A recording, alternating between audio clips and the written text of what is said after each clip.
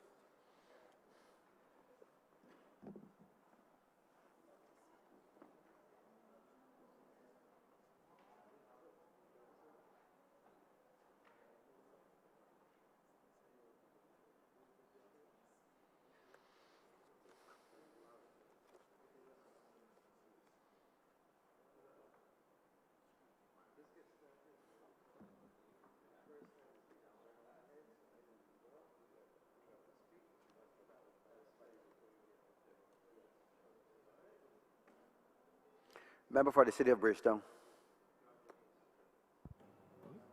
Nigel, you given notice? The city has been resumed. The city is resumed. Yes. So, member for the city. Government notice is recommitted.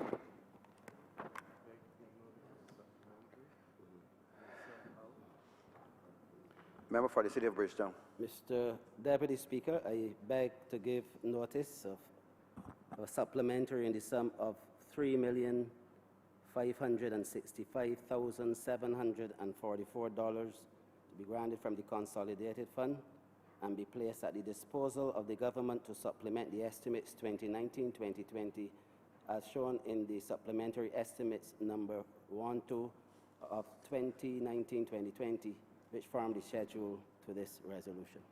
As you wish.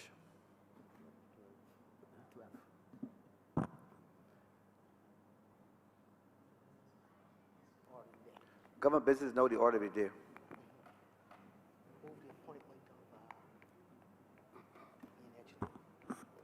Mr. Deputy Speaker, I beg to move that the honourable member for St. Michael West Central will become temporary acting chairman of committees for the remainder of the day sitting. We have a seconder, please. Question is that the member for St. Michael West Central be temporary chairman of committees. All members in favour say aye. Aye. Those against say no. I think the ayes have it.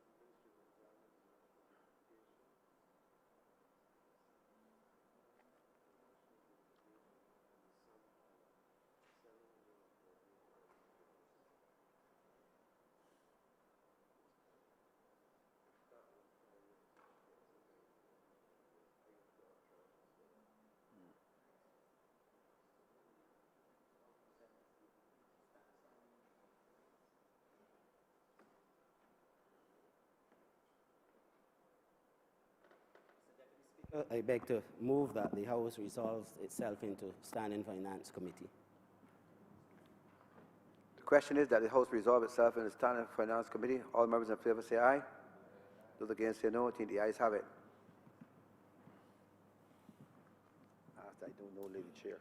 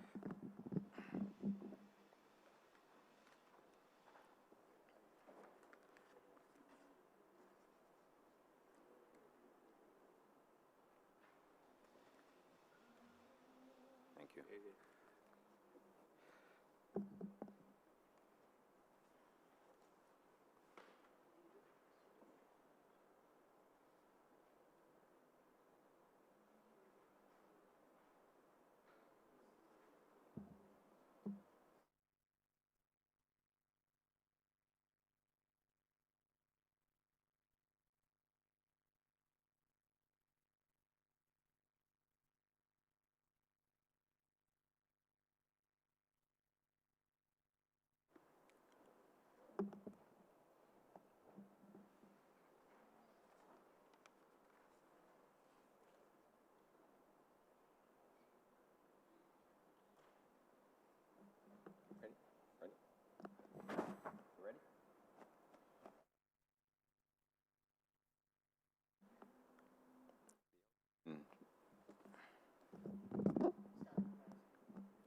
The House is in Standing Finance Committee.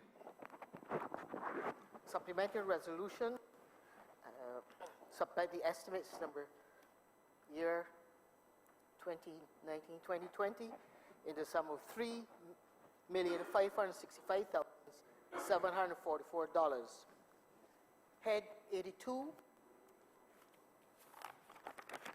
in the sum of $748,000 in the name of the Minister of Environment and National Beautification. The Honourable Member for Mike Lease. Thank you, Mr. Deputy Chair, or Mr. Chair.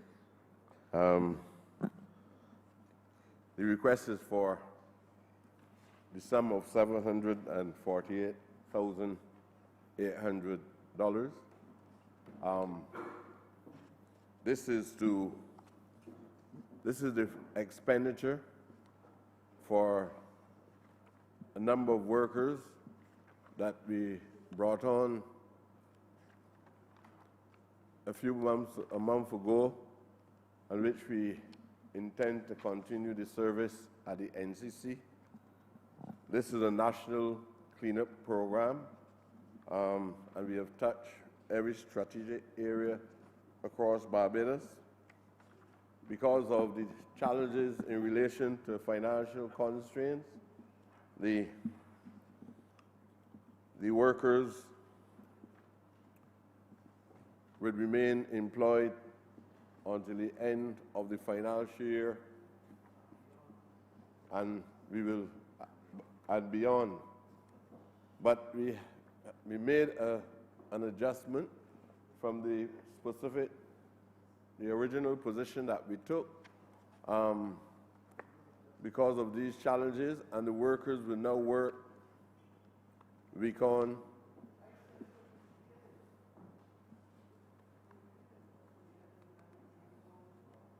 yes, but I'm not saying that they will work week on, week off, down to the end of the financial year, and from there on, we will continue. Sir, as you are fully aware, right across the national landscape, as a consequence of negligence across Barbados, the entire country was overrun by bush. And the challenges which we faced and are still facing, but obviously we are seeing signs of mitigation and to some extent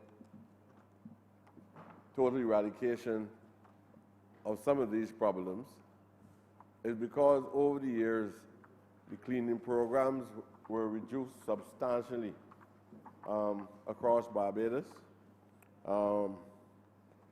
And because of this position which we inherited and which we have been wrestling with, on the challenges which we have had in terms of finance, we could not do it as intensively as one would have expected us to go about the cleanup exercise. But to some extent, as a consequence of the reduction of the pressures on the economy and having more finance at our disposal, we definitely had to make sure that persons, especially who are economically vulnerable, we had to ensure that we find some means of incorporating or integrating them back into the mainstream of our national workforce. And therefore, this humane effort was twofold. One, to clean up the state, and secondly, to ensure that we gradually we reduce the unemployment levels across Barbados. And we applied a methodology that can be considered to be equitable, and we made sure that people from right across the national base, all over Barbados, would become participants in this exercise. And regards to how difficult the situation is, the focus that undergird the thinking of the government, as you know, is always that the people that are likely to suffer the most are the people that we should always take into consideration in any kind of economic expansion, as well as to help bring about some level of social stability across Barbados. So it's on that basis that we reintroduced this program. And as I said, we did it in a very just manner, unlike other persons who try to do something of a similar nature in a very knee-jerk and indifferent way. We decided that we will do this. And based on the results that the whole country can observe. I know most of the times when something looks injurious, or when something looks relatively ugly on the landscape, or when it can create some level of social disorder, people seem to recognize that this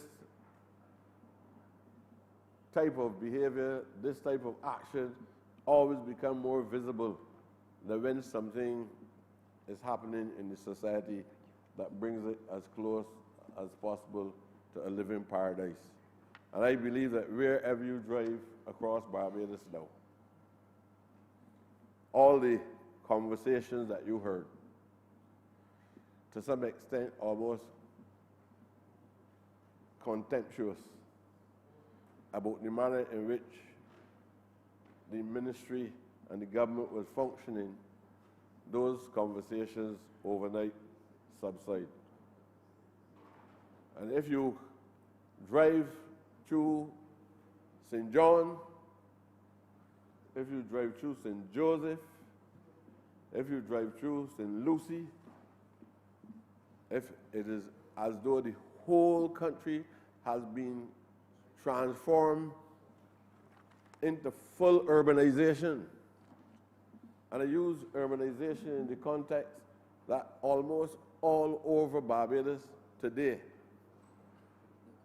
you can see the results of this money that is being well spent on the Barbadian general public. Along with that, sir, outside of this department, we also have what is happening in terms of the cleanup program that extends itself beyond NCC into the SSA. And all of these things work simultaneously as the manner in which this government is operating. So you're not hearing any talk about Bush. You're not hearing any talk about waste. You're not hearing any talk about trucks. Simple topics that men felt that they could ride the back of the subject matter and come to a point where they become significant individuals speaking on national governance in Barbados. Although everybody knew exactly what our challenges were, they felt that it's best to hold on a subject like this and to make it a whipping boy in order to give themselves some level of political relevance. And as soon as we were able to not only get this cleanup program off the ground, but also to have the required necessary trucks, you had no criticism about the government to make after that. You had no criticism, and they ought not to have any criticism about the management of the institutions.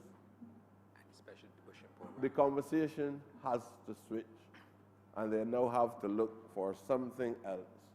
Create a false premise in order to impress upon the Barbadian public they are doing something. Nobody don't know about any formal structure for any opposition party. A party that once exists, and it only exists at present in the imagination of people, every now and then, when one of them believes that they have escaped from public scrutiny, when they believe that there's nothing that likely to be unearthed overnight that will make them run under a rock, limited as they are, they send for the individual who, to this date, we are not in a position to be able to identify, but we have reasonable grounds for suspicion of many felonies. I would like to make a prediction that I really believe that that party who put us in this state, I believe that it is no more, that that party is dead. I cannot see how a party can make statements about the development of Barbados, who has done so many wicked things to underdevelop the country itself. In the meantime, through tough times, they are living comfortable. Sir, I give you the assurance, and I give this House the assurance, that as we go into 2020, 2021, the new financial year, I would not only report to you what you should know in relation to the challenges, but you will be better able to look into the political mirror and see the nature of the contribution that this party is making and will make in the new financial year.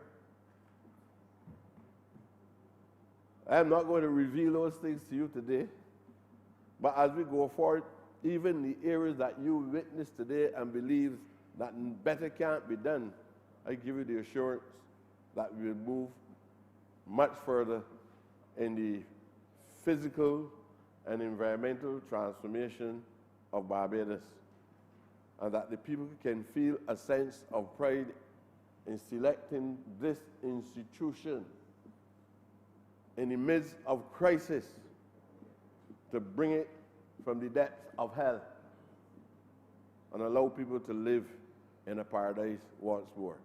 Sir, I beg that head.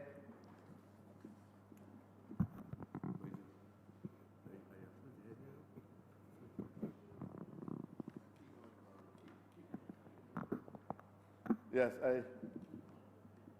I beg that this head 82. And before I get to that,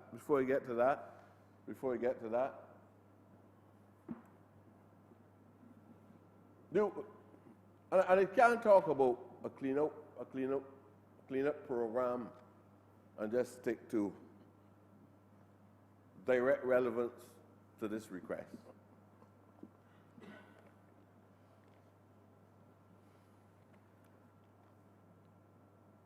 There are a number of departments,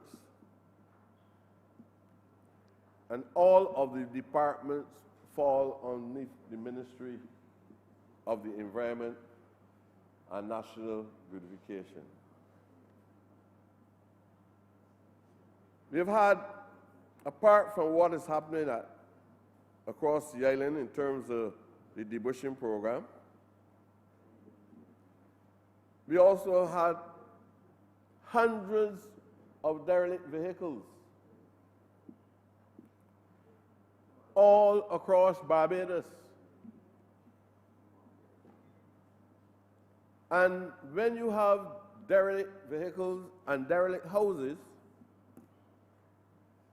it is not only an ugly sight or environmental challenge, but it's also a health challenge.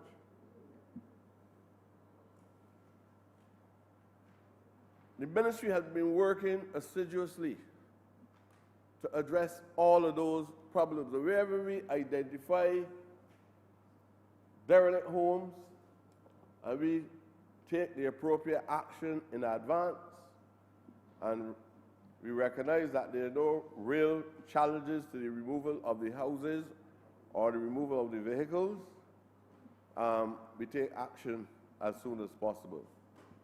We obviously know that we have some challenges in relation to, not with the houses so much, but with the derelict vehicles.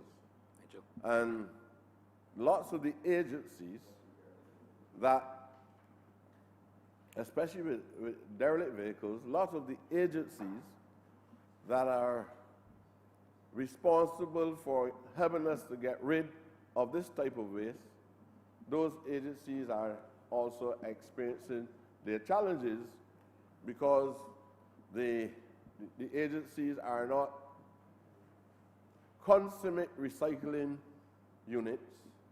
So the agencies have to depend on external markets to be able to rid themselves of the same derelict vehicles. And we have had a number of them over the years piled at a number of these units. Those are issues that this government must address, and we will address these issues. So we've been the private ownerships are always looking for external markets in order to export these derelict vehicles, and they try to, in some cases, reduce them from being bulky in order to ship more and more out of the island. If they're not challenges with ships, there's challenges on the external market where, for example, China, for some reason or the other, might put a hold on some form of waste at a specific time. What happens to us because of our limited geography is that we have an accumulation of this waste. So obviously, the government has to take that into consideration, and working in collaboration with the private sector, we will have to look at genuine recycling plants as we go forward. You're going to see some improvement as well in the area of the collection of municipal waste. And I give you the assurance, while we were experiencing the problems with trucks, for the sanitation department, I gave you the assurance that during that time, we will go one step at a time, because it was impossible at that time for us to impose upon citizens the idea of the separation of waste at source.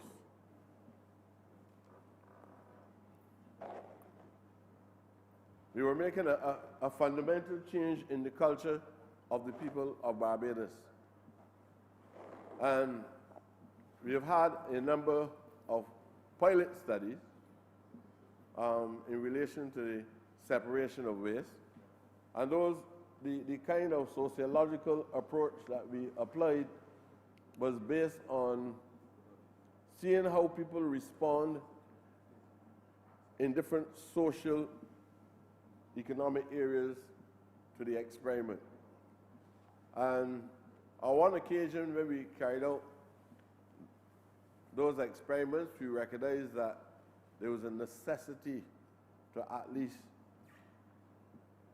include people in a national debate as a form of education, use the informal media, use all sources that are required to at least explain to people why separating the waste at source is so important. And that discussion is one that I believe ought to be continued. And if anybody wants to make a meaningful contribution, I'm not saying you don't go back on the history of the challenges that we have faced with waste, but you can elevate the debate to something that is of greater substance if you also engage us in where we ought to go within the constraints of the limitations which we were speaking about. We're going to have a debate on how we are going to help working class people in the various households, taking into account as well the demographics of certain communities, and how we are going to go about making available to these people bins in the various households across Barbados. The burden will either fall on the individuals, or the burden will eventually fall on the state. And if the state can't carry the weight, the state will have to enter into some discussions with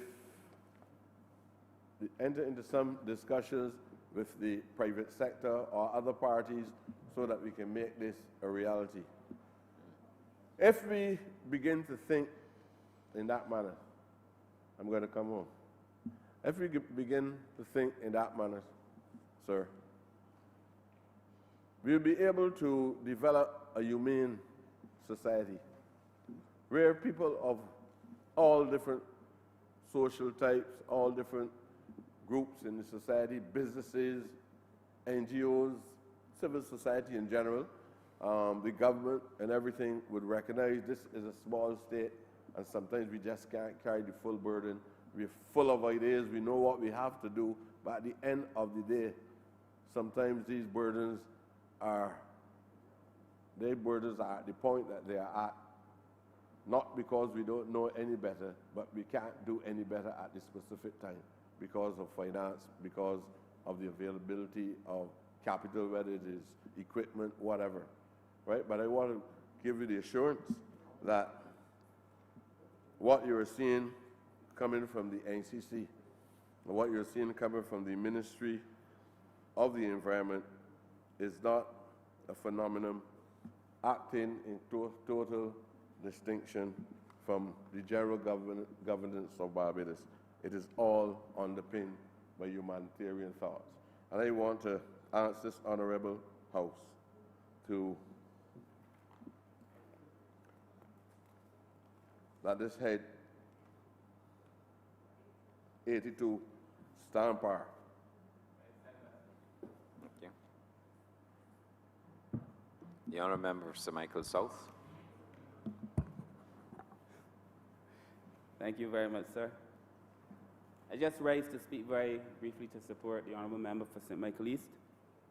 And first of all, at the outset, to thank the many young people who did tremendous work under his guidance in making Barbados extremely clean as we enter the year 2020. Indeed, sir, we would all have to agree that Barbados now stands significantly cleaner than it has stood in the last many years. I would also say, Mr. Chairman, sir, that if there's one thing that has gained and sustained the attention of this cabinet, and definitely the attention of the Prime Minister, it is ensuring that Barbados becomes the cleanest society and country, not only in the Caribbean, sir, but in the world. And it meant for us, sir, as we started the year 2020, 2020 symbolizes a year of vision for all of us. You know, as we get older, we would like to have 2020 vision. But it symbolizes, sir, being able to see, and to see clearly. You can't do that, sir, if you're standing face to face with a bunch of mess and grass and bush in a society, sir, and a country, sir, that is not clean. I also recall when we introduced this measure, sir, we said from the start that we would, in the first instance, work every week as we put all of our resources toward making sure that we could do in the shortest possible time, bring Barbados to some cleanliness, and then thereafter, week on, week off. A kind of systematic stabilization, sir, where we would allow people to work and to eat, sir, but at the same time, remedy a situation where we saw Barbados looking extremely untidy. And it has almost come to pass, sir, in Barbados. You know, if you leave something down long enough, if you take your hands off of something, there is a theory. I mentioned it in here before in social policy called the broken window theory. If you allow one window to be broken in a house and you don't fix it, then you allow a second window to be broken in a house, you don't fix it. A third, a door, the side fall off. Eventually, sir, because you've allowed it to get out of hand in the first place by not fixing the first window, sir, the whole place falls to pieces. And then the neighbor, realizing that you've done that, then he doesn't feel the need, sir, to do the same thing. And then eventually, sir, the whole place falls to ruin. And in the last 10 years, sir, we saw a lot of that. But we have said, sir, that we want to come and make wrong things right. So what we have done, sir, in a way, is to reverse that broken window theory. If you start to repair, and you've seen it, sir, you clear a street, a person is more likely to paint their house, plant a garden. You start working on the street, sir, you elevate the area, people will start to elevate their houses and their environments. So that in so doing, we not only clear the bush or a street, sir, but we elevate the entire society. We elevate, sir, the way Barbados is poised, the way Barbados is seen. You know, I come in my job as Minister of the Port, responsible for the port, in contact with tourists all the time. Many of them have lamented the state that Barbados has fallen into. It's a fact. Many have lamented the state Barbados has fallen into because, as you know, sir, we have, you would know for sure, Mr. Chairman, sir, that we have a lot of repeat tourists. They know Barbados. So they have been lamenting the state at which Barbados has fallen into, the complete lack of repair in some of our institutions, the streets, the grass, just the way it looks, sir. And if they who come once in a while could see it, those of us who live here, sir, would know it. We also have a responsibility, those of us who reside in the best country in the world, sir, to take care of the country in which we live. And I am therefore very thankful for this program that has seen over the last few weeks, sir, our ability to make the country look cleaner. But beyond making it look cleaner, sir, I feel that we are also righting a social wrong. We are making a social wrong, sir, right. We are adjusting it. There are a number of young people who are on this program, sir, who would tell you, I'm sure they've told the Honourable Leader of the Opposition, the member for St. Michael West, when they visit him, sir, that all they want is an opportunity to work. Many people who would have fallen in contact or come into contact with our judicial system for one reason or the other, who couldn't get a job, that we're giving people opportunities to work. And I also feel, sir, the more opportunity we create for people to work, the less opportunity we create for them to get up to mischief. So in a way, sir, we are righting a wrong. And I have always felt, sir, that we should not hold people's past misdeeds against them, sir, especially when people are making an attempt to change. So that we are righting a wrong, sir, as well. But I feel a young man came to see me yesterday when I was in my office. And I also feel this is about empowering people. And he said, sir, he's been working, he's not even one of my constituents, actually. He's a constituent for the member for Christchurch West. And that over Christmas, for the first time in 8 years, he was able to buy something for his children. For the first time in 8 years. He told me that he had got himself in trouble before, but that since he started to work, he was no longer finding himself in trouble, and that he wanted to continue working. And that he felt proud, sir. His daughter's birthday is today, actually. Happy birthday to her. He said his daughter's birthday is tomorrow, and I can buy her something. And that we are making wrong things right for people and empowering the whole country. And this is what is important. But I feel, sir, that we have to go further. Because Barbados has now to move beyond the point where our young people only want to do the bushing, or that they only want to do seaweed. We have to teach people something else. I'm not saying anything is wrong with it. I'm not saying anything is wrong with it. Don't get me wrong. But I'm saying that we have to offer people more. I would like to think that perhaps if we do this week on, week off, we could even say in the week off, sir, that we are finding a training program for people so that we can move them from one position to another in the week off or something. Because it is clear to me that unless we do something, sir, we elevate our skills. A lot of our young people in the last few years do not know what it is to get up on a morning, brush their teeth, put on their antiperspirant, put on their clothes, and go to work. Catch the first bus. They don't know what it is to go to work. They haven't been working in the last many years. And I feel, sir, if Barbados is to move from one place to another, first of all, sir, we have to teach skills to everybody. But it is going to be impossible, the Honourable Minister of Youth would agree, for us to be able to go from one place to another and leave out the young people. The young people have to be in the equation. And, sir, it's going to be vitally important, sir, that we teach a lot of skills. The Honourable Member for St. Michael East spoke to a number of things, some of which I will speak to very briefly, but I feel as if, sir, we have to talk about the last few years and the injustice that we have done our young people. Most of our young people do not have skills. Significant numbers of our young people leave secondary school without CSCs, sir. They don't have skills, sir. They do not have qualifications. A decade, sir, that has been doomed. A lot of our young people, sir, when they do have skills and when they do have education, sir, cannot get a job.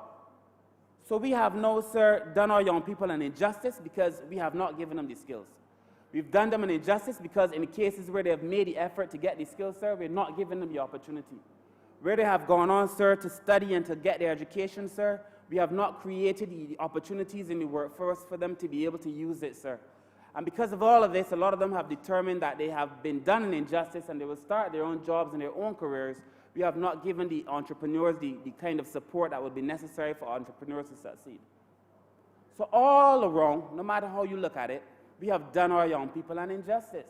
And that is why a lot of the things that we are doing as a government, sir, would see us taking care of the young people, but it is going to take time. Because if anybody wants to come in here and rectify all the problems that have faced this country overnight, sir, they'd be lying to you. It can't be done. But we have to take our time. There have to be people now studying for the jobs, sir, that I cannot even begin to talk about because we don't know that they exist. But there are young people, sir, who are so far ahead of where we are in this parliament, who are thinking about things that we are not talking about, sir, who are going to be, I meet young people who have been able to make from potato skins energy. It's phenomenal. So when the Honourable Member for St. Michael East is talking about some of the things that we should do in terms of recycling and so on, I look forward to the day when we debush and the grass that we've cut is not put in a garbage bag and thrown into the dump. That is potential biofuel.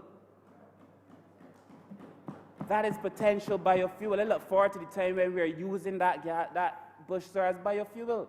Or if it's not going into biofuel, going into somebody else's house. So until we start thinking about the circular economy for real, where we're using everything that is in this society, this country, to make something else, sir, we're going to find ourselves in trouble. So I feel, sir, that the time has come for us to rethink, to reassess, perhaps to re-engage, but certainly to re-energize, sir, the young people of this country. It is important. It is very important, so that when I think about all these things, sir, St. Michael South, the constituency that I have the privilege of representing, is a lot cleaner today than it was in November last year. And in November last year, it was a lot cleaner than it was many, many years for the last 10 years. That is a fact. But my constituency, sir, is significantly cleaner than it was in November. And the guys who are cleaning the constituency, sir, they tell me they're taking a pride in cleaning the area that they come from. Some of them come from St. Michael South, some from St. Michael West. But they tell me that they take a pride, sir, in cleaning Barbados, because all of us know that we are in this together. That Barbados does not belong to the 30 of us who occupy this place. Barbados belongs to the 290,000 Barbadians or so that live in this country, and a couple thousand Barbadians that live outside the country. And that is why we are cleaning the country, sir. And that is why we come here today to put more money towards supporting this program that has been so ably led by the Minister of Environment. And that there are very few people who could legitimately say, because people can talk regardless, but there are very few people who could legitimately say that Barbados is not significantly cleaner today than it was when we started this program. There are few people who could legitimately say that the Minister of Environment, since he brought the trucks on the road, are not getting their garbage collected significantly more than they were before we had the trucks on the road, sir. Very few people. So that we have done a lot, sir, with a little in a short space of time. And so I support this. I wish to give the Honourable Member for St. Michael East my fullest assurance, sir, that the people of St. Michael South will stand shoulder to shoulder with him in keeping this country clean, because it is important, sir. And I wish him all the best as we continue, sir, to make Barbados the shining beacon of hope for all the rest of the world and indeed for the Caribbean. I thank you, sir. Thank you. The Honourable Member for Christchurch West Central. Mr. Chair, sir, I rise to give my brief intervention, certainly to support this supplementary eruditely exposed by none other than the Member of Parliament, the Minister responsible for the Environment and National Beautification. I want to give him my unreserved and unequivocal support. And I want to start with a simple maxim. Cleanliness is next to godliness. And when this was first exposed by none other than the English cleric John Wesley in the latter half of the 18th century, one would never believe that it would have lived centuries and centuries, because the basic understanding of this phrase, cleanliness is next to godliness, seek to enhance what we do in this country and for this country. And then we can have every Barbadian, I am sure all the members in here, those in earshot and eyeshot, could agree with me that your granny would have told you that. Your mother, are you looking wrong, would have told you that. An adult would have told you that while you were an impressionable young person. I am absolutely sure of it. But not only cleanliness is next to godliness, but I want us to understand that what happens in this country redounds to the benefit of not only the persons that occupy the space before us, but the unborn child as well. And every single decision we make as a government must take into account the next generation and the generation to follow. That is why when the Member of Parliament for St. Michael East, that is why when he employed those young men prior to the Yuletide season, this person in my constituency told me he bring good tidings of great joy to them around the Christmas season. And I have never seen him put on a Santa Claus hat, but I'm sure he would fit the portfolio. But they thought that he brought great tidings, good tidings of great joy, because it was an opportunity for them to make money. And as part of our manifesto, we said, as a government, that we will give communities the opportunity to have a tangible stake in their environment. We will give communities the opportunity to be involved in any program that seeks to improve their lives. That is what we said as a manifesto promise. And we trumpeted on every single platform in Barbados. We said that once contracts are under $200,000, that the community must be given an opportunity to bid for those contracts. That's what we said. And a contract under $150,000, that young person, and I'm happy that the Member of Parliament, although I'm a little younger than him, took the opportunity to speak to about young people today. And I agree with him 100%. But we say that once a contract is less than $150,000, we should engage the young people within constituencies. So I'm happy not only that the Member of Parliament for St. Michael East, the Minister responsible for the environment and national beautification, I am happy not only that he is able to employ Barbadians around this country, but that he gives persons from communities the opportunity to make a difference within their communities. I think that is the most significant thing. So the persons in my constituency, and I always refer to it as the epicenter of Christchurch, of course. I see the Member of Parliament for St. Christchurch, South looking on. But what I think is the epicenter, I want to say to the Minister that you have the unreserved thanks from the likes of Skinny. I didn't call them names. The fellows who benefited from this program. Skinny and Millie Mills and Pookie. You can call all the names from Christchurch West Central that are saying the government's praise today, because we give them an opportunity to make an honest dollar and at the same time make a difference in their communities. That's the caveat. By their hand, sweat, and brow, they are able to transform the face and their geographic space, the face of their community and their geographic space. I think that is important, that when they open their homes and their doors and they look outside, they can see the difference that they made to their community and to their country inadvertently. I think that that is the most important aspect to this program, that the communities are able to transform themselves. There is nothing more rewarding than when a person is able to achieve something by working hard, and more importantly, working together. And that is what this vision is about. It is for every single Barbadian to have the visual acuity to see a project come to fruition. That is what Vision 2020 is about.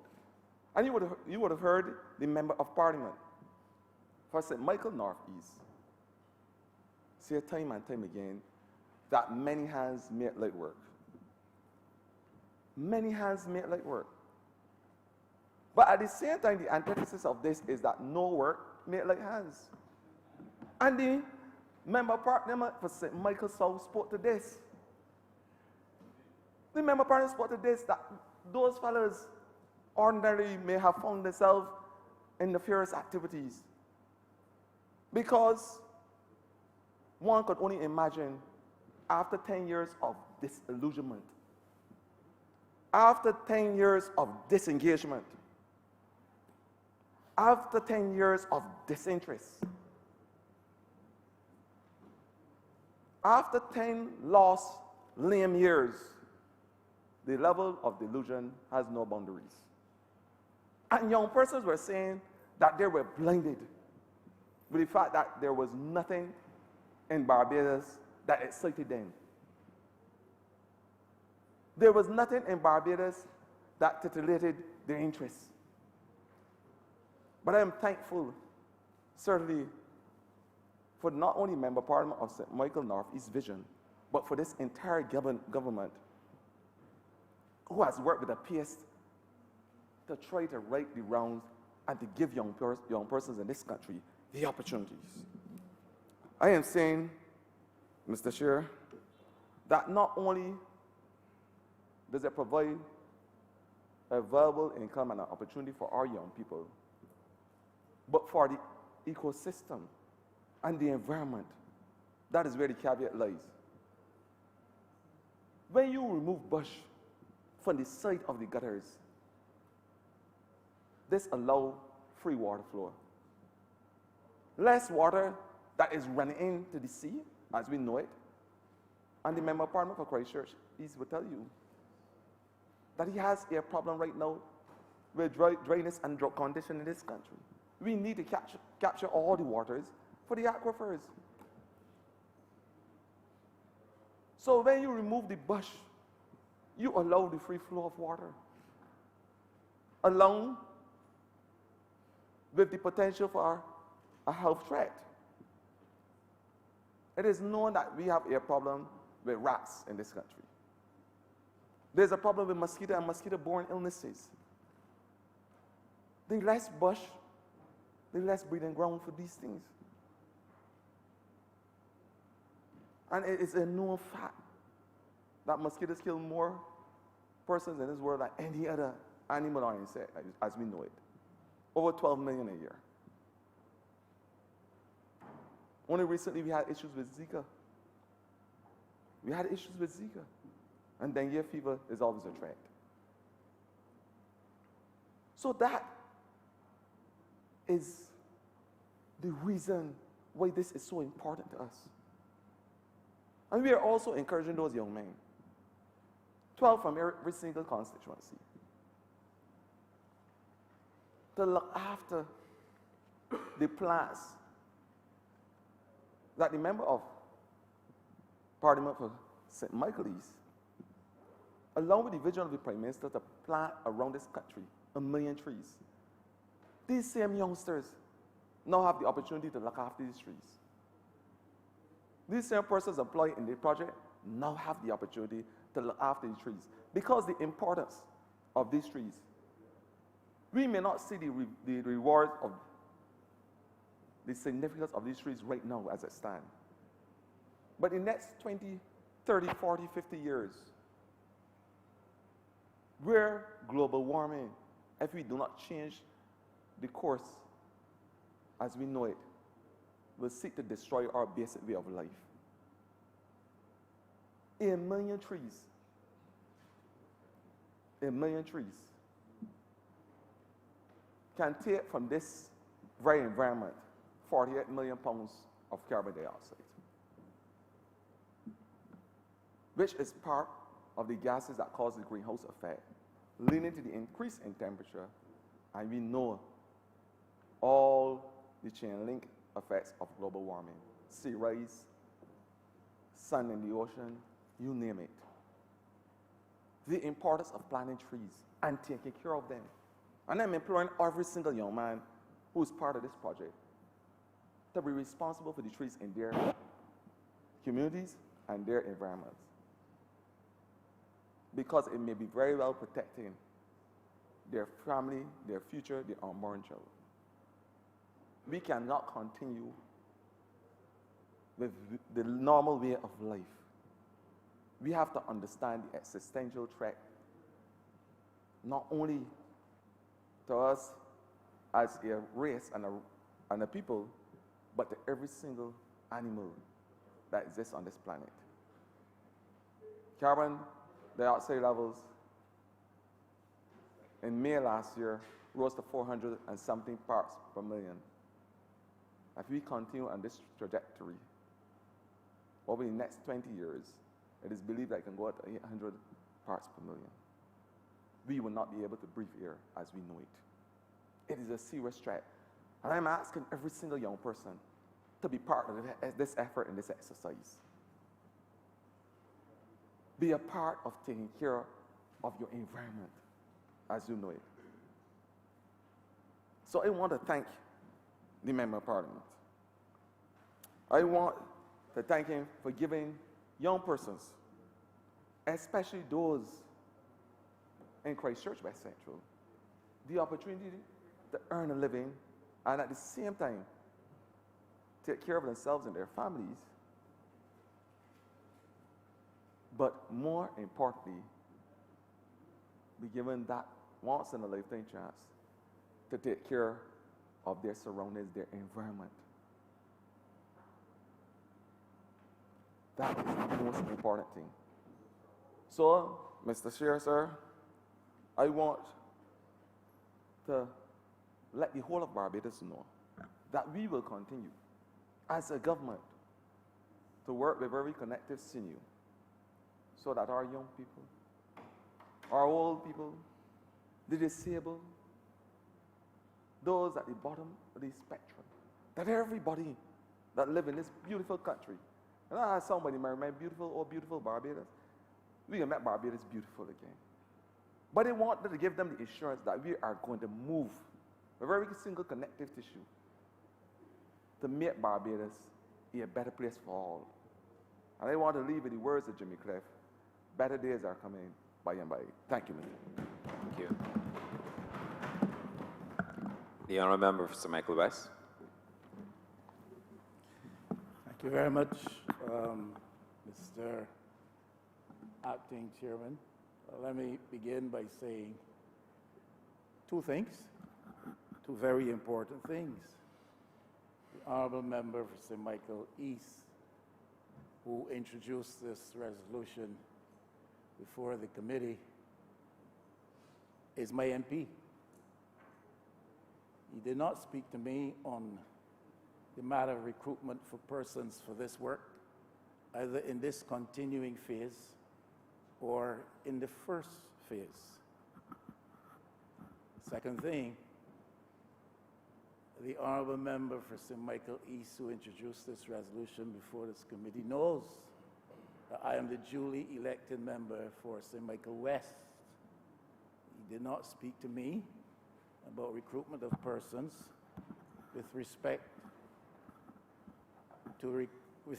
to this matter, either in this continuing phase or in the previous phase. Knowing him,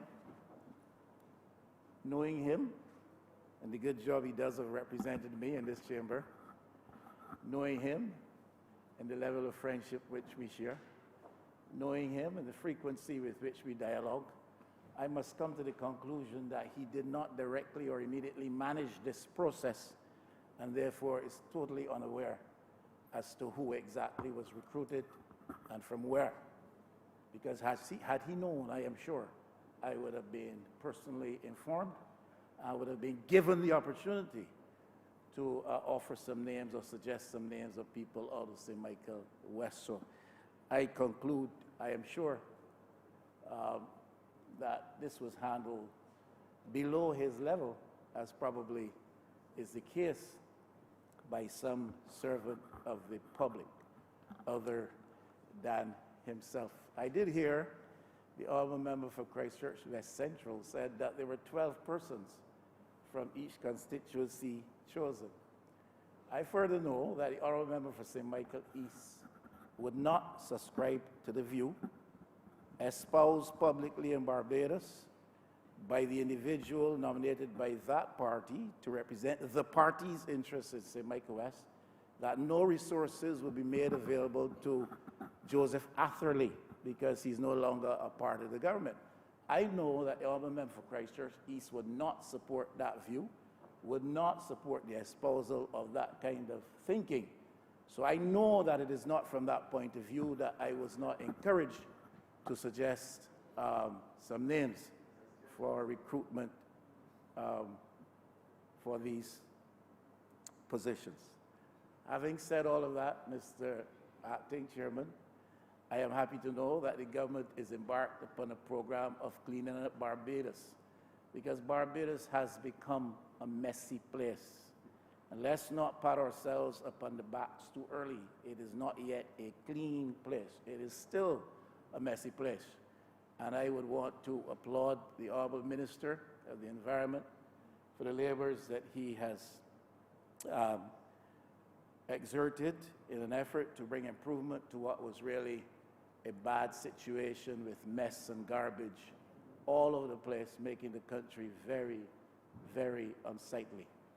I would like to think that government is not simply motivated by the thought that we are into the year of regathering, but a government is motivated by the view that we need to have a clean environment in the interest of the health of our own people, in the interest of the health of those who come to visit with us or to reside temporarily here, and in the interest of having the country remain a jurisdiction that is attractive and appealing to potential investors.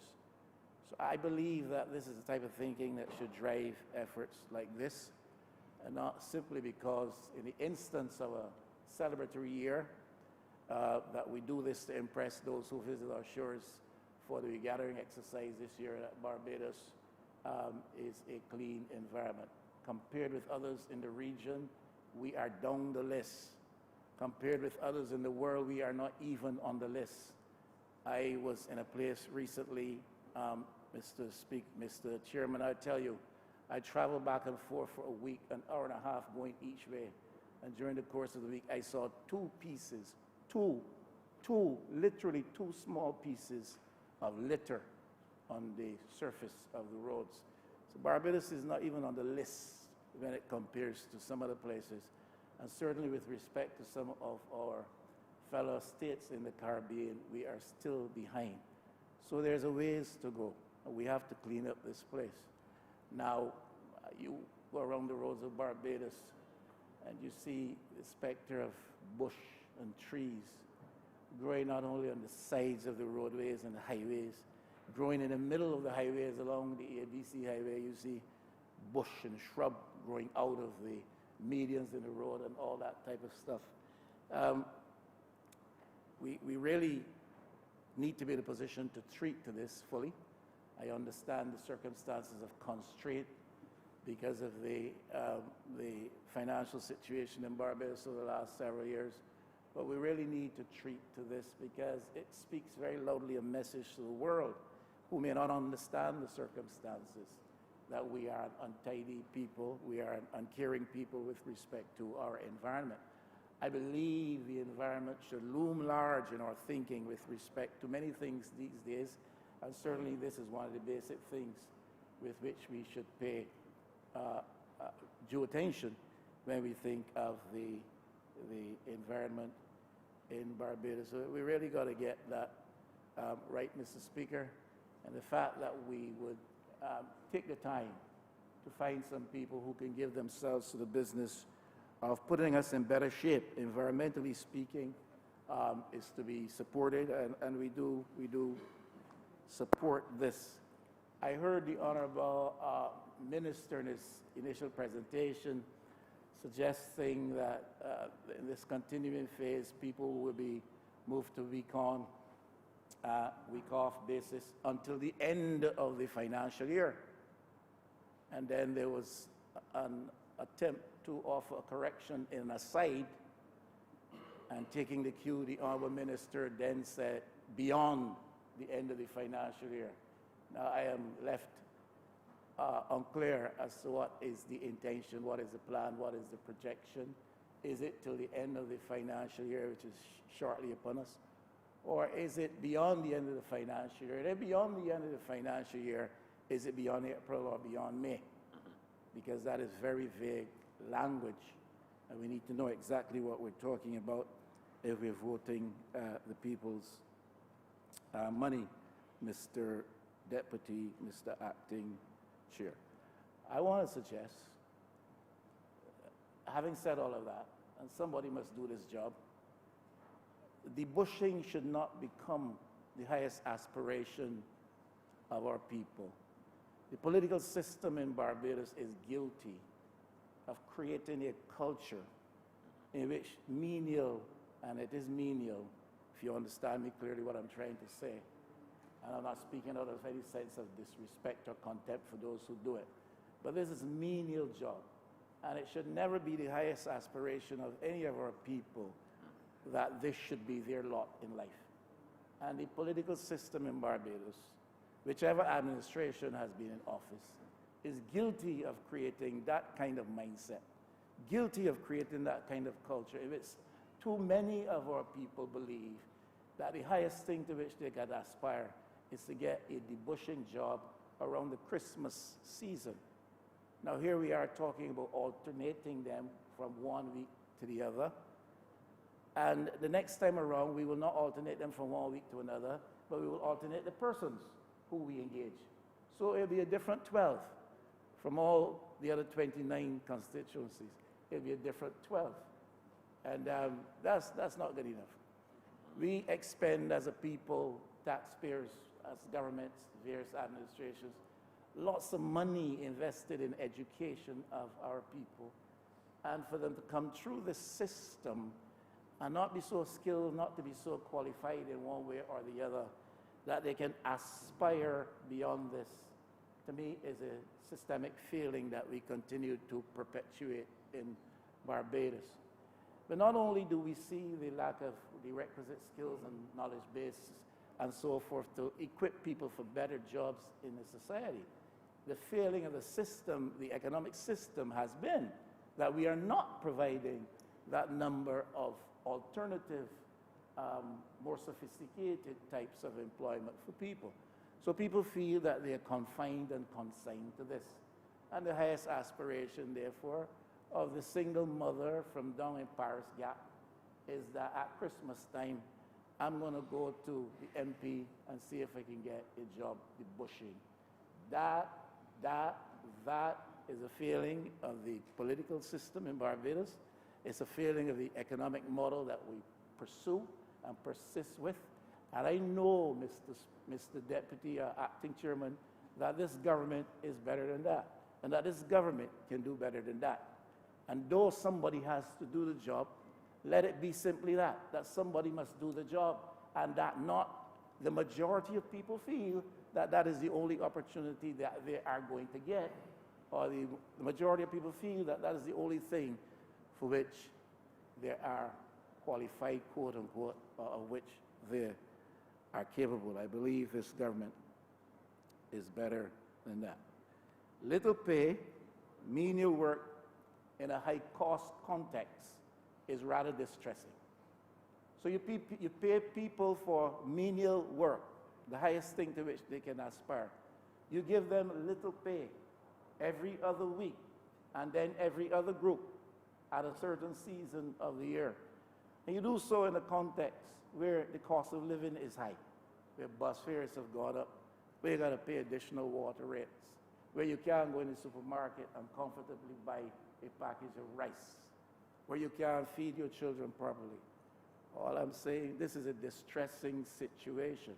And for the system that we manage as governors to continue simply to offer up this as the best we can do for far so many people is distressing. It is discouraging. And those who sit in the corridors of power here, and those who hold the reins of government today, and those who will hold the reins of government tomorrow must understand that is a higher level of dignity attaching to these people than we seem to think. These people are not simply units to be used for voting purposes every 5 years and then have to be relegated to a station where the best they can hope for is that we give them a debushing job at Christmas. This is bad. I know that that is not the mindset of which the honourable member for St. Michael East is possessed, because even above and beyond myself, if there's one voice in here who would speak as to the dignity of people out there involved in enterprise and various types of labor across Barbados, it would be he, because he's a champion for the poor. And his voice is strongest, perhaps, in the corridors of power in Barbados in the interest of the poor. And I sense what he feels. And I'm driven by a similar philosophy as he is.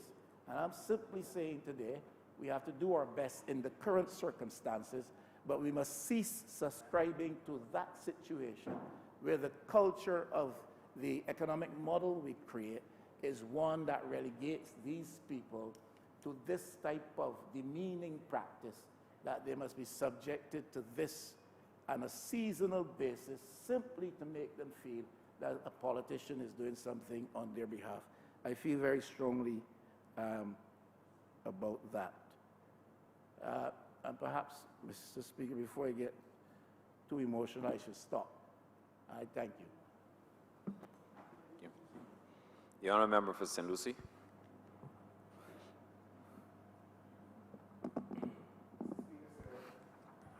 I just Not raised Mr. Speaker.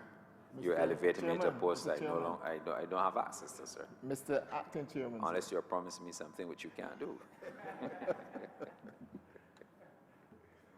I rise to support this resolution, this supplementary today.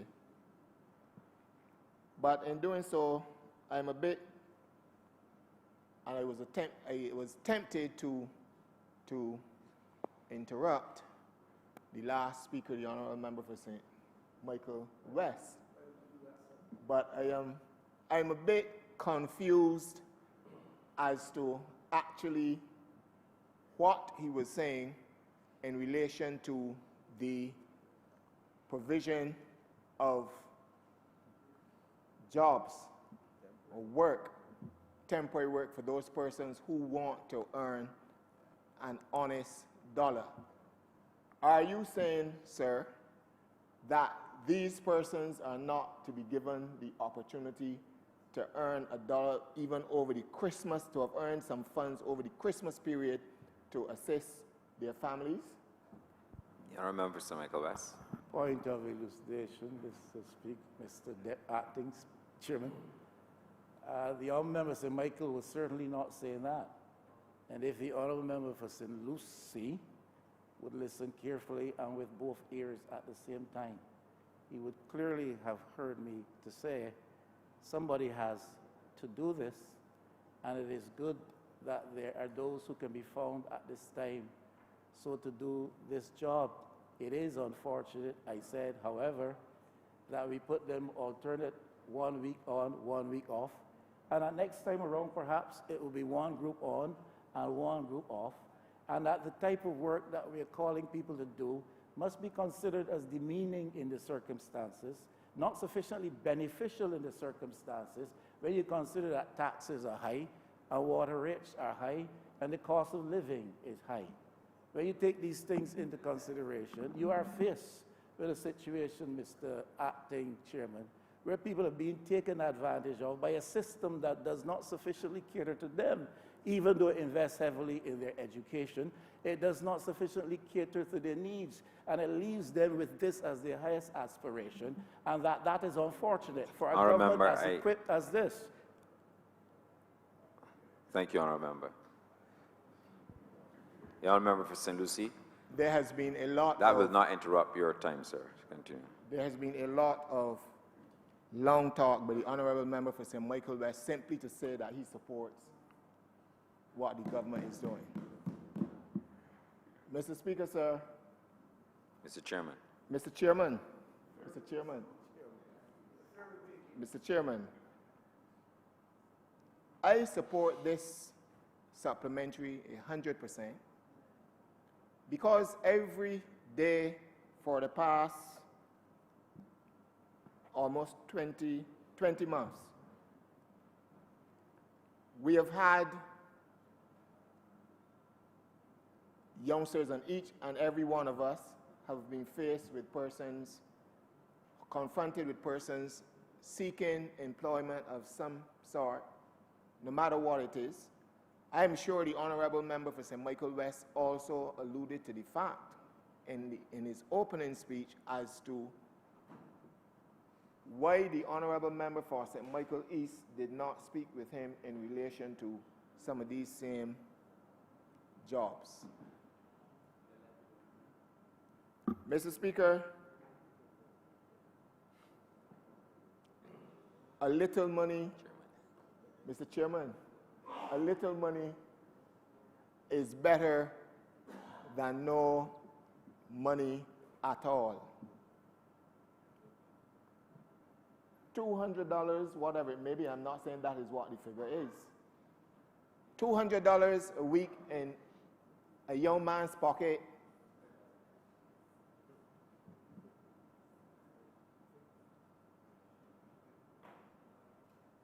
$520, that's the figure. $520 a week or whatever in a man's pocket is better, Mr. Chairman, than no money at all. I am certain every one of us in here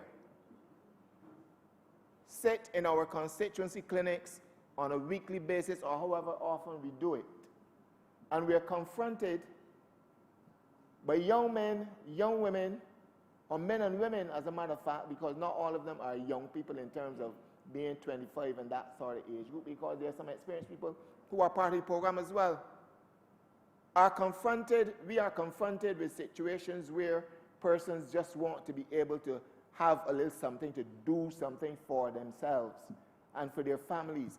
And if we do not provide in some form or fashion the opportunity for those people, it means they're going to get it one way or the other. Because they're going to come to you and I, and we have to be the persons to push our hands or refer them to some government agency or something at the end of the day in order to be able to meet their needs. But the program does not only do that. Over and above everything else, it helps us, it makes this country clean. Now, when you look at the environment that we live in, and you, especially in the urban, especially in the rural areas, a place like St. Lucie or perhaps St. Andrew or perhaps somewhere in St. Philip, where there is bush, there tends to be a situation where persons dump illegally. I'm not talking about in gullies now. On the sides of the roads. I have seen for myself, Mr. Chairman, where the side of the road is cut on a particular road in St. Lucie for that matter, and the amount of plastic bags, cups, food trays, and so on at the side of the road was really, really, really horrendous. I was absolutely taken aback. And these persons that have come, that are here presently, have done a magnificent job in cleaning the various districts and villages. I can point and I want to commend, I have said so already, and I want to publicly commend the Ministry of the Environment and National Beautification and the agency which has done a lot of the work, the National Conservation Commission, for the work that they have done in this country. And I want to particularly, Mr. Speaker, speak, Mr. Chairman, about St. Lucie. You come to the Theodore Branker roundabout, almost in the center of St. Lucie. There are about 4 or 5 arteries there, roads there that you can get to any area in St. Lucie. So if you want to take a trip down, Mr. Chairman, you can. But that place has been transformed in the last few weeks. Has been transformed by the agency called the National Conservation Commission. Plants beautified. The stretch of road cleaned. And you go into St. Lucie even further, you are seeing the work of these persons. I drove through the constituency yesterday during the course of the midday because you know there is the notion that government people don't work during the day, or they come early in the morning and then they go home early. But I can say yesterday, I was in St. Lucie at midday, and I saw those persons working. I saw them working in the blazing sun. And I stopped to compliment them. and thank them for the work that they have been doing. And they were very appreciative of the fact that the government had given them the opportunity to get some dollars to feed their families and to pay their bills.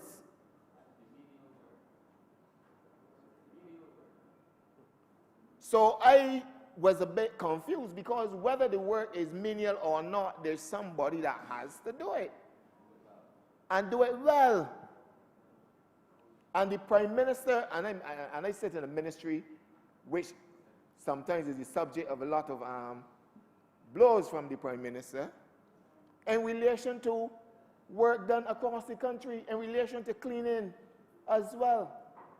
So we are happy to have a partner on board to assist the Ministry of Transport Works and Maintenance in cleaning this country. And it is not just about the cleaning, it is also about beautification. That is important. There was a time, Mr. Speaker, when I was growing up, we had communities that were responsible for their particular areas. I would like to see, Mr. Speaker, some community groups being formed again or resuscitated, where communities come together early on a Saturday morning or on a Sunday morning, early as 6 o'clock or 5:30, 6 o'clock, and clean the entire community, whether it is grass, bush, whatever it may be. I would love to see those days come back. And as a matter of fact, one of my projects in St. Lucie is working with community groups, establishing new community groups.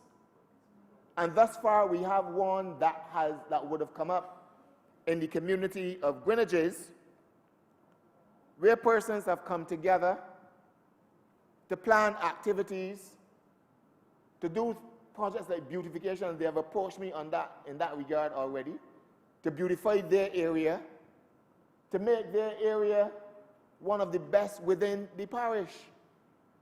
And we want to see this kind of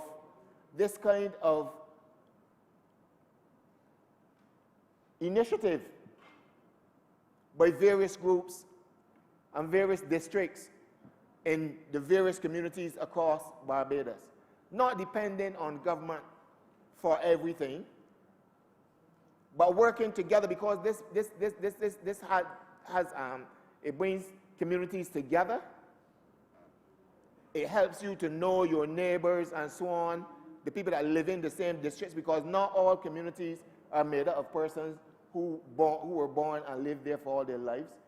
There are communities where people come in, where people move from one area of Barbados into another area and so on. So we want to be able to bring all these persons together as one community. That's what I want to see, Mr. Chairman, where communities come together again and work together for the benefit of the country, for the benefit of one and all. And this is very, very important. Have community cleanups. So the government would spend some money now and in the future providing small jobs for these persons within this program. But if you have those persons within the program, and then the other community groups coming together to do this job, the quicker it can be done, and the better, because it is something that has to be maintained at the end of the day. Because it's not a one-off situation where you clean a community and then you leave it like that, because especially in the rainy season, you're going to have a tremendous amount of bush going very quickly.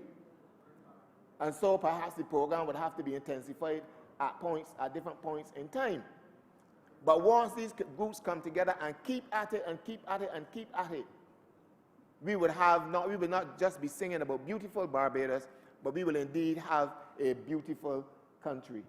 I want to commend the minister. I want to commend the Ministry of the Environment and National Beautification.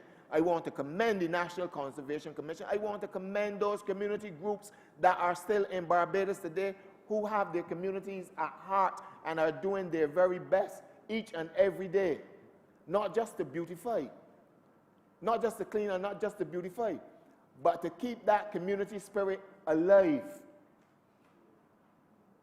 to nurture our youngsters, to look after the senior citizens, to teach and to train persons, because all of that is part of the community life and community upbringing that I know when I was a boy.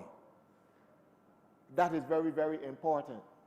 And so I commend Minister, the Honourable Member for St. Michael East, and his entire team for the good work that they are doing. And all the areas in St. Lucie that I know, where the team in St. Lucie is, I can always direct them to go and do some work there, because you get the calls coming from time to time from various parts of the constituency. So as many people as you may have, sometimes you still don't have enough. You still don't have enough. But we are contented with what we have, and we're going to utilize them to the best of our ability. I'm sure that is every member of parliament in here. We utilize them to the best of the ability to get Barbados clean, and that is what we want. I thank you, Mr. Speaker. The Honourable Member for St. Philip South. Mr. Chairman, acting, this is perhaps going to be my briefest intervention in this honourable chamber. I rise, first of all, to give thanks on behalf of the people of St. Philip South for the opportunity that was given to them over the Christmas period and thereafter, especially in January, which is one of the hardest months of the year, to be able to get an income through this initiative by the Minister of the Environment and National Beautification. And perhaps by extension, I owe him a debt of gratitude for being able to manage such a program so that we can not just find employment, but beautify our beautiful country. Mr. Chairman, I support this supplementary. I support this project.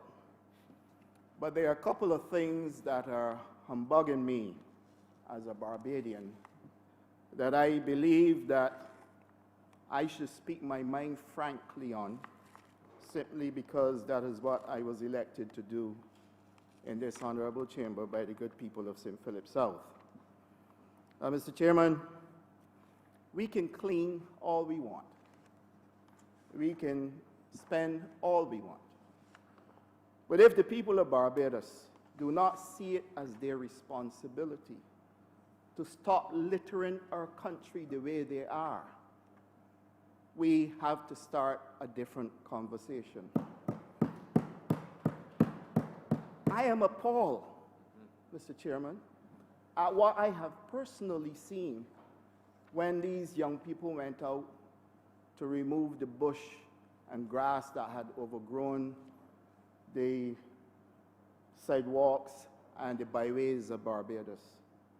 I mean, it is really inexcusable, Mr. Chairman, for people to throw out fast food restaurant boxes, soft drink bottles, plastic bags, anything at all along the byways of this country and think that is good enough.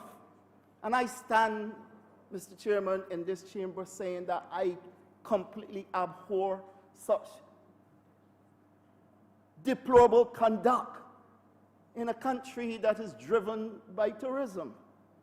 And that when I drive up Map Hill and drive down Map Hill, I see young men working diligently, completely committed to their task.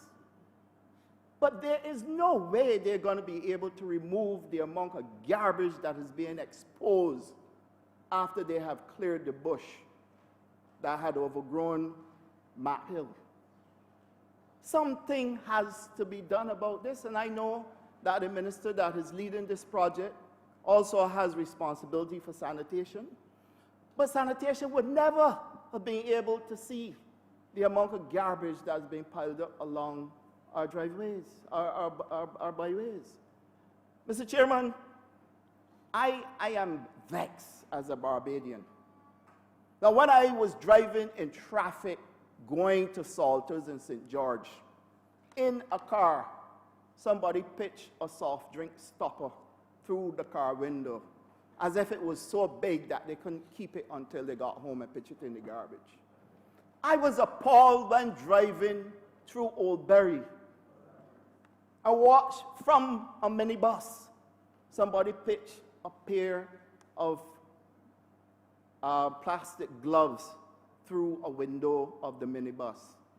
And if that wasn't bad enough, to go home from church a Sunday morning and see fast food restaurant boxes along the way. Barbadians, I'm appealing to you. And if it is one thing I can only ask you for, is to take responsibility for your own country. Because it really upsets me to see that this, a tourist destination, when visitors drive around this country, they're looking for the aesthetics of the countryside. And that cannot be mixed with irresponsible and reckless pitching of litter right across the countryside. And I have gotten on board by asking all of the private farmers in Barbados to join this exercise and clean up their farms that are on the wayside as well. And you will see that if you drive up to St. Philip now, going all the way from South District, past Edgecombe, and Edgecombe is perhaps one of the plantations that we should really highlight as an example of what a farm should look like. And when you go up, all the way up to the children's home, Sterling Children's Home, you can see an effort being made. But in spite of that effort, and I personally believe that if we continue to clean, the human consciousness would at some point in time click in, and they will stop littering. But until then, I believe we have a huge problem on our hands, and this humbugs me. Because when they are cleaning these farms, what is happening? You're seeing bags of garbage being pitched out. Go up to Sandy Hill now, and you will see, rather than put the garbage outside in a neat and organized way, people are pitching the garbage in bags along the street. So I'm asking myself what has become of the Barbados that I grew up in as a boy, where I know I would have been flogged for littering. I know that for a fact. And so therefore, when I raise my children, my daughters will say to me, "Daddy, you're littering," if I dare drop anything on the floor of my car. But that we can have people throwing it on the streets is not acceptable. And so the farmers of Barbados have come on board and have started cleaning their farms. The BAMC as well must do it, because if I ask the private farmers to do it, I must make sure the BAMC farms are involved. And so there's a massive cleaning exercise going on in Barbados in terms of removing bush that had overgrown our streets, and bush that is as unsightly as ever on farmlands. But I am pleading to Barbadians, Mr. Chairman, to let us deal with this. And this is a conversation, perhaps out of this initiative, the greatest conversation we can have over and above who is doing the job and whether or not we should set this as a standard for people to do this kind of work. The greatest conversation perhaps we can have here about this project is how we can encourage Barbadians to participate in keeping Barbados clean. That, to me, is a conversation worth having. Because of late, when I go to my constituency clinics, I get people literally come to me asking me to clear private lots. Private lots in established communities that we consider to be middle-class communities, or the terraces and heights as we know them to be. And that the owners of these lots will want to have the asset, but don't want to take responsibility for the ownership of the asset is absurd and unreasonable. And Mr. Chairman, I strongly believe that we have to deal with this matter as a matter of urgency. Because whilst I agree that some of these vacant lots may pose a safety hazard to residents in those communities, especially females, I equally agree that as a responsible government, we may have to intervene at times to protect those innocent people. But I strongly believe that the owners of these lots, Mr. Chairman, really owe it to themselves more than anybody else to take responsibility for the asset that they own or forego the asset. Because it's not fair to ask the state to take responsibility for clearing people's house lots. It is not right, and it does not gel well with me. And I've said to many people who have come to me for help, I will go as far as I can to assist you. I've mobilized people in the constituency to help. I have mobilized people from my campaign team to help. And I've gone as far as asking the Ministry for the Environment and National Beautification for help as well. But I can't see within my consciousness as a Barbadian who understands what it is for people to pay taxes, to have to use those funds to clear a private citizen's house lot. Something must be done to deal with that mindset.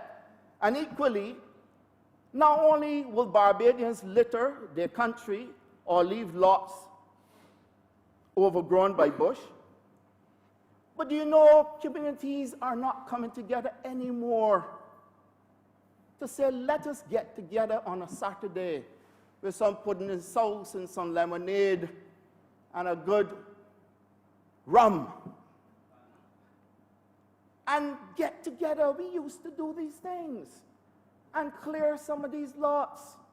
If it is right next to you and you can't mobilize a team for you all to get together and clear, it tells me that something has changed within our psyche, because we have now lost the values, those community efforts, a spirit that was right across this country that drove us to be our own neighbor's keeper. And for me, Mr. Chairman, this is the conversation that we need to have over and above anything else. And Mr. Chairman, I strongly believe that the private sector also should play a part in this. Because whilst it is true that there are private entities in Barbados that are supported by Barbadians. And I strongly believe that just like they have a program called Adopt a Stop or Adopt a part of the ABC highway, perhaps adopt a kilometer, that now maybe you can adopt a community. And I'm not talking about terraces and heights, because I believe people in terraces and heights should be able to take responsibility. But I'm talking about the villages like Church Village and Curtains and Rices. Villages like Carrington Village. Villages that we are known, that are part of the Barbadian culture. That when people speak of Barbados, they speak of these places. And that if you can have a private sector presence that says, look, this space, we will put up our signage, put our presence there, but maintain it. A lot of derelict buildings right across Barbados. The owners, if they don't want the property, come forward and let it be sold to people who really want them. Well, Mr. Chairman, I strongly believe that we now have become a different type of people from what we used to be. And I'm urging Barbadians to go back to our value systems and go back to the days when we cared for our country to the extent that we would not litter Barbados. And that humbugs me, Mr. Chairman, and I sincerely hope that my message resonates with all and sundry. I strongly support this supplementary. I strongly support the minister and his team.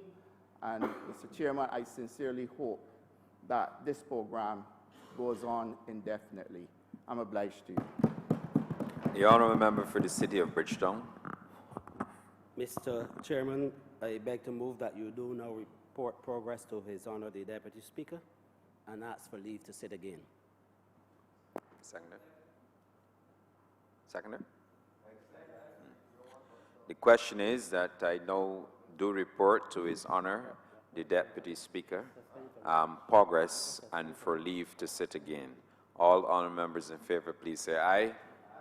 Those against, please say no. I think the ayes have it.